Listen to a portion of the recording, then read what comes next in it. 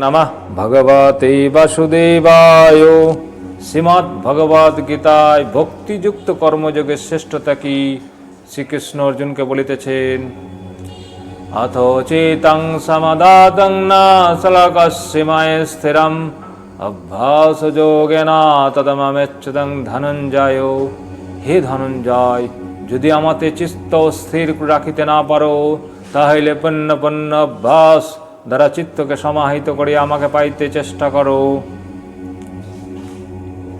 অভ্যাসঃ সমর্থঃ শ্রীমৎকর্ম পরভব মদর্থমাপি কর্মাণি কুর্বাণ সদমবশ্যসি। যদি অভ্যাস অসমর্থ হও, তবে মৎকর্ম পরায়ণ হও, অর্থাৎ শ্রবণ কীর্তন পূজাপাঠ ইত্যাদি কর্মের অনুষ্ঠান করিবে। আমার প্রীতি সাধনাত্ম কর্ম অনুষ্ঠান করিলেও তুমি সিদ্ধি লাভ করিবে।